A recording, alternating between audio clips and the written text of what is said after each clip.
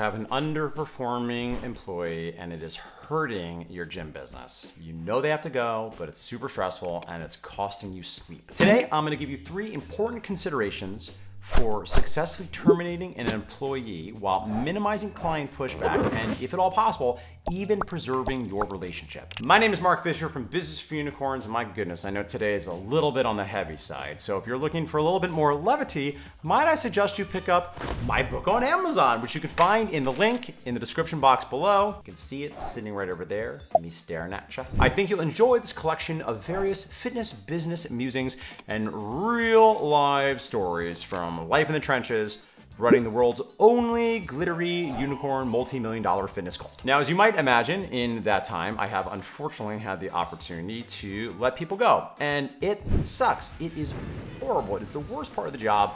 But the reality is, if you're going to hire people, you have to be willing to fire people, because sometimes people just don't work out. Sometimes performance goes down over time. Sometimes they do things that are just a violation of your culture and your values. And in order to protect your clients and the rest of your team, you have to let them go. And I don't mind telling you, this has been a source of real stress for me over the years. I want to really share with you the upside of this, is even though this is not fun, the thing to understand is when you do this properly, you can do so in a way that preserves your integrity, preserves the dignity of the other person, and actually sets everybody up for a better life, including the employee. Because here's the thing, if you have someone on your team that is not performing well, it's actually in their best interest to find a place where they can thrive. So you're doing them a favor. Now, again, real talk, that sounds all well and good, but when you are on the precipice of having this conversation, it can be really stressful. So I want to give you a couple key considerations for how to do this elegantly. Your first pro tip here is you want to follow a system. So this is not a surprise, right? So if you've seen previous content on this here YouTube channel, hopefully you've seen the video, how to really hold employees accountable. And if not,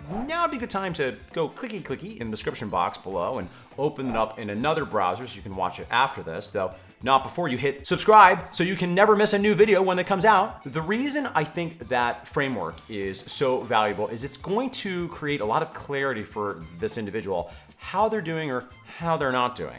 Because we really want to escalate over time so that you are increasing the level of intensity and severity of this conversation. Now, does that mean it's impossible for it to be a surprise? No, of course not. Yeah, we've all had the situation where you break up with a person and they're like, "What? This came out of nowhere." And then you're like, "We hate each other. We haven't had sex in like 2 years. You hate me, and I hate you, and it's obvious." And they're like, "But this came out of nowhere." There's nothing to stop that from happening sometimes, but at least you know you've done your good faith best, and you can only control your side of this equation. And I want to highlight again, I think part of the value here is having a written trail, because the reality is we're in a litigious society. This will vary a little bit based on what state you're operating in, but it's important to have some documentation that there's been disciplinary conversations with expectations that were clearly laid out and then unfortunately were subsequently not met. Number 2, you want to do it humanely, right? And this probably sounds obvious, but what I mean here is I don't think it's cool to fire someone in a fit of anger or rage. We still want to do our best to preserve the dignity of the person. We want to operate under the assumption they're doing the best they can from where they are, outside of something really gnarly like them stealing money from you. In most situations, they just either don't have the skill set or they don't have the motivation. And while the latter can be frustrating, I don't know about you, I don't make that a moral failing. I just make that a circumstance where I'm not willing to work with you anymore. So 2 specific action steps you can do to help support this is, number 1, when possible, it's best to let them go towards the end of the week so they have time to collect themselves over the weekend and adapt to this new reality. And secondly, I think depending on the context of why you're letting them go, whenever possible, I like to at least allow them the opportunity to save face to the extent that they can in our community, which might be something like allowing them to fashion a "I'm leaving the business communication" that goes to the Facebook group that we have the opportunity to look over in advance and make sure we're all singing from the same songbook. And finally, the third consideration here actually has to do with taking care of the rest of your team. Understand, as the saying goes, I send not for whom the bell tolls, it tolls for thee.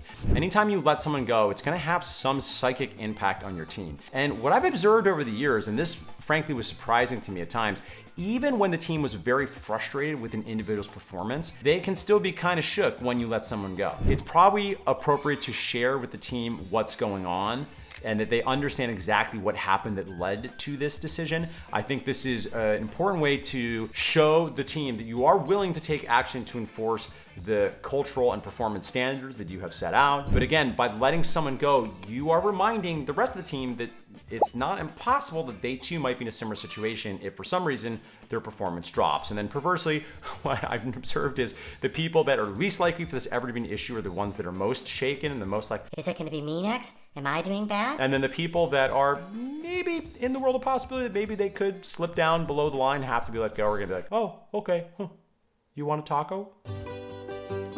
Related to this, I think it's also important to give your team very clear expectations for how to handle when inevitably clients ask. And my suggestion here is give them some very vague talking points about whatever that is, but yep, so-and-so is no longer going to be here, yep. And if the clients press, which won't happen often, but sometimes you're like, okay, no, what? Give me the tea, what really happened? Tell your team that at that point you let them know that that's all they're at liberty to say, but if they're interested, they can certainly reach out to you as the owner, maybe the GM, depending on the way your business is set up, and have a follow-up conversation. And you'll find almost no one ever does that. So in closing, listen, real talk, this is the worst part of the job. Yeah, there's always a cost. We don't want to fire people because in addition to being emotionally uncomfortable, there's the cost of time, there's the cost of money, there's the cost of replacing a person. But here's my final thought I want to give you. I think is so important.